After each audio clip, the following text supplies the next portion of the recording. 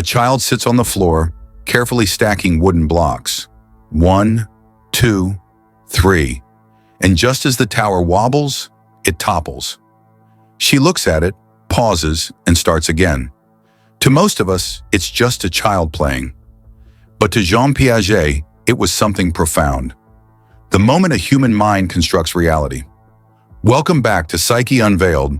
In that tiny act of rebuilding, the child is not just learning how gravity works.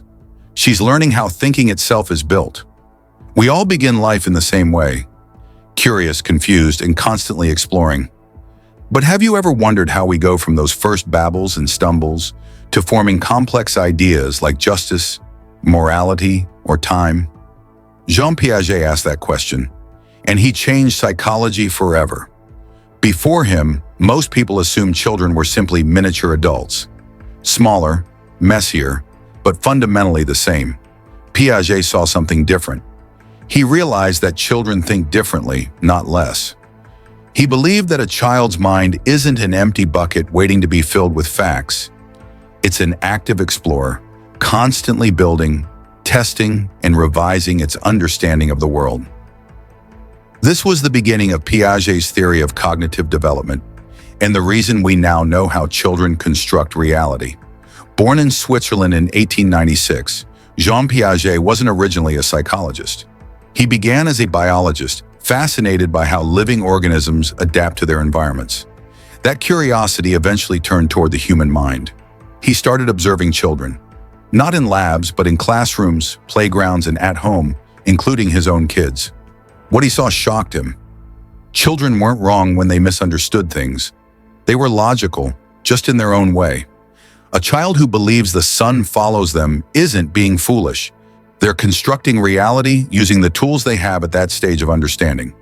And that's when Piaget began mapping what we now call the stages of cognitive development. Let's explore those stages. First, we have what Piaget called stage 1, the sensorimotor stage, birth to 2 years. Imagine a newborn baby. To them, the world is pure sensation. Sight, touch, sound, taste. Everything they know is built through movement and senses. When a baby shakes a rattle, drops it, and picks it up again, they're running an experiment. They're discovering cause and effect, permanence, and control. Piaget called this the sensorimotor stage, where intelligence lives in the body before it moves to the mind. One of his most famous discoveries from this stage is object permanence, the idea that things continue to exist even when you can't see them. That's why peekaboo is magic for babies. When you disappear, to them, you're gone from reality itself. And when they finally understand that you still exist behind your hands, that's the birth of mental representation, the beginning of thought. Then comes stage 2, the pre-operational stage, ages 2 to 7. Now the imagination explodes. Language blooms, symbols appear, and the child begins to live in stories. But logic, not quite yet. In the pre-operational stage, children can imagine, pretend, and play, but they still see the world from their own point of view, a trait Piaget called egocentrism. Ask a 4-year-old where the sun goes at night, and they might say, it goes to sleep, like me. Not wrong, just self-centered in the purest sense. Here, children use symbols to represent things. A stick becomes a sword, a box becomes a castle. It's also where Piaget noticed that magical thinking reigns, where dreams, wishes, and reality blend together. And that, Piaget realized, is how the mind learns to imagine. Every scientist, artist, and innovator, in some sense, carries this stage within them. Next, we have stage 3, the concrete operational stage, ages 7 to 11. Now, something remarkable happens. The mind starts to reason. Children begin to grasp logic, rules, and structure, but only with concrete, tangible things. They can understand that 5 plus 3 equals 8, and that 8 minus 3 equals 5. They learn about conservation, that water poured into a taller glass isn't more water, just different in shape, but they still need to see it, touch it, or imagine it clearly. This is the concrete operational stage, and it's when empathy begins to deepen too. Children start realizing that others see the world differently. That's when perspective taking, the foundation of emotional intelligence, is born. And lastly, we have stage 4, the formal operational stage, ages 12 and up. This is where the mind learns to think about thinking. Teenagers begin to handle abstract ideas, morality, justice, love, identity, even the meaning of life. They can debate hypotheticals, form theories, and imagine possible futures. This is formal operational thinking, the final stage in Piaget's model, the point where thought becomes self-aware. But Piaget also believed not everyone fully reaches this stage. Many of us stay grounded in the concrete, rarely learning to reflect deeply or imagine alternate realities. True maturity, he thought, was not just about growing older. It was about growing wiser. Piaget also believed the mind constantly balances two processes: assimilation, fitting new information into what we already know, and accommodation, changing what we know to fit new information. Imagine a child who thinks all animals with 4 legs are dogs. When they see a cat, they might call it dog. That's assimilation. But when they learn that dog and cat are different, their schema changes. That's accommodation. Learning, in Piaget's eyes, is simply this dance between the familiar and the new. And when those two come into balance, he called it equilibration.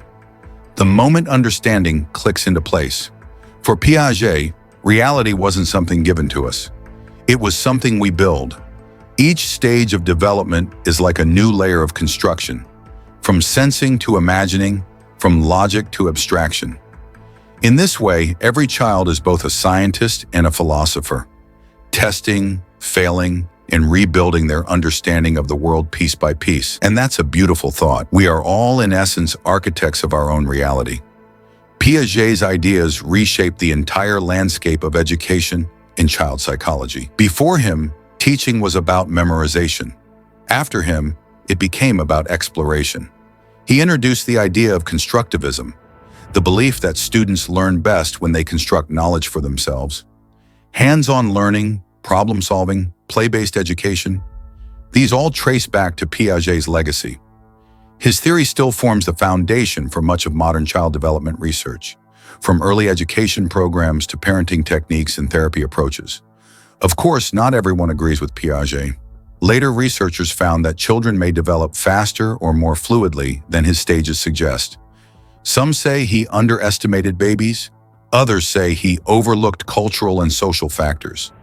But even critics admit Piaget gave us the map. Without him, the conversation about how we learn wouldn't exist as it does today. His theory has evolved into modern cognitive science, neuroscience, and developmental psychology, yet his fingerprints remain on them all. So, how does this apply to adults? Are we still developing? Here's where Piaget becomes surprisingly relevant to all of us. His stages weren't just for children. They reflect patterns we all repeat as adults when we face new challenges. A breakup, a career change, or loss. We often revert to earlier ways of thinking. We assimilate new experiences into old frameworks until life forces us to accommodate. To change our perspective, growth, Piaget would say, never stops. We keep building our reality, one schema at a time. So when you find yourself struggling to adapt, remember, you're not broken. You're simply developing. Now, you might be wondering how to apply Piaget's insights in everyday life. Let's break it down. 1. Stay curious. Like a child, ask questions, explore, and don't fear being wrong. 2. Balance assimilation and accommodation. Let new ideas challenge you. Don't just fit them into your worldview. Update your worldview. 3. Think concretely before abstractly. If you can't solve a problem in your head, bring it into the real world, write it, draw it, talk it through. 4. Encourage learning through doing. Whether teaching a child or mentoring a friend, don't just tell, let them experience. 5. Accept that understanding takes time. Each stage of life has its own logic. Be patient with your process. Jean Piaget died in 1980, but his influence lives in classrooms, homes, and hearts around the world. Every time a teacher lets a student explore instead of lecture, every time a parent watches instead of corrects, Piaget's ideas are alive. He taught us that intelligence is not about knowing facts, it's about adapting to reality, shaping it, and reshaping it again. As he once said, education, for most people, means trying to lead the child to resemble the typical adult of his society. But for me, education means making creators. Maybe that's Piaget's greatest lesson, that we all still carry a child inside us, the one who asks, why? The one who breaks things to understand them and who rebuilds them just to see if it works to grow. We must return to that child, not to become naive again, but to remember that all knowledge begins with wonder. Because the truth is, reality isn't something we find. It's something we create. Jean Piaget didn't just study children, he revealed the secret of all human growth. To learn is to live. To change is to think, and to construct reality is to become fully human. If this message spoke to you, stay with us. Our journey of understanding the mind is only beginning. Like this video, subscribe, and share it with someone working to learn how to rebuild their world, one thought at a time. And remember, you are not finished growing. You are still constructing, still discovering, still becoming. Thank you for watching. We'll see you in the next video, where we keep exploring the beautiful mystery of the human mind.